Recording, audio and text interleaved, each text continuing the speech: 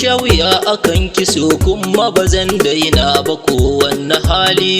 Yanzu na gane kan kiso ni ko zan rasa kaina ma babu komai. Dukan cika ta ɗan adam in dai baya yin kaso bai da komai. Waɗansu sun kafe suna cewa wai a raba mu damban da komai.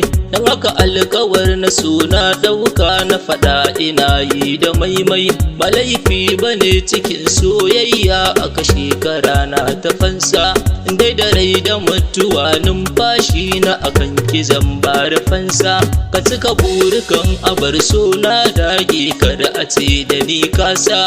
Waɗansu na shirin su gano laifi na gare ki ko babu amsa. Duk wanda yayi shirin ya koma tambar zauto kuti kar ya fasa. Salam masoyiya abar alfahari hasken da ke haske zuci.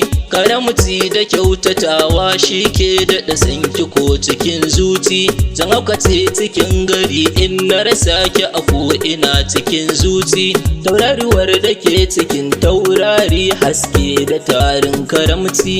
Wallahi gwamma ai ruwa duk yau sai da garin mukan ɓata ranki. Buri na yau a ce da ni kin zama mata ta kina cikin ɗaki. Ranar mahassada magauta suka gan mu ta dole sata ka birgi. Sun ga kin fito kina ta ku ɗaya ku ina cikin ɗaki. Saboda kin zamo murucin dutse da shirya magauta su ganki. Ina ƙara sanki ne dan zabar haƙuri farar diyalaya. Na san akwai wuya cikin birni ko ƙauye irin ki kwai jinya. Zama da shelakan dukan wanda ya sami irin ki zan ba shi dinya.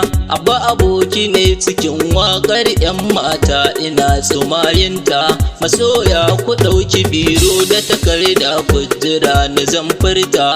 Kamannin ta 'yan uwa duk wanda ya same ta zan ba shi mota. Allah ne mafi sanin daidai har da gida ina tsumayinku.